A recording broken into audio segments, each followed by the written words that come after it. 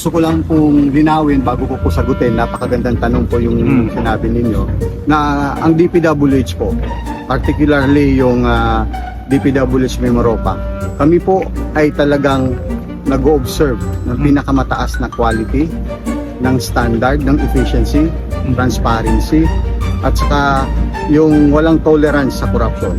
Yun po ay gusto kong i-clear na kaya po ako nandito dahil gusto kong tingnan, ako mismo actually, na makita kung ano talaga ang nangyayari on the ground. So doon sa tanong na substandard, ano po ang direktang sagot ninyo? Okay, sabi ko po, kami po ay tumatanaw ng mataas na quality. Wala po kaming tolerance kung anong mga inefficiency. Ngayon po ay nagpapa-imbestiga na po ako. Okay?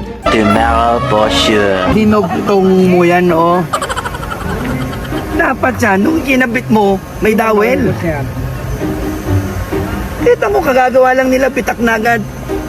Kasi siniminto, walang bakal sa gitna. Dinaya, nag-repair na rin lang, dinaya pa. Ulit, baka na nangyari? Eh, no, kita mo, dapat may dawel yan. Meron bang gumagawa? May gumagawa ba na slow protection na walang bakal? Nagdugtog tayo, makawang na agad. Bakit? Walang nagdudugtog sa dalawang lino. Yes, ba tama ba, ate? Ikaw, kahit hindi ka taga DPWH, kahit ordinaryo kang tao, common sense dictates.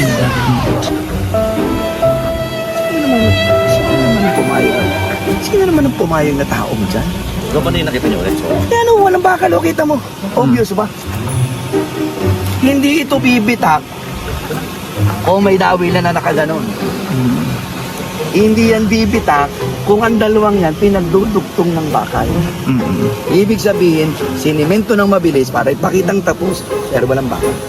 Arding, ngayong oras na ito, sermonan mo ang iyong project engineer na nagbabantay. I demand. I demand. Kutsa, ito, ay Ardi, kalokohan na to. Ako, kita mo kaya, may bait ko na. Sige. O, sa pakabait ko na kanina.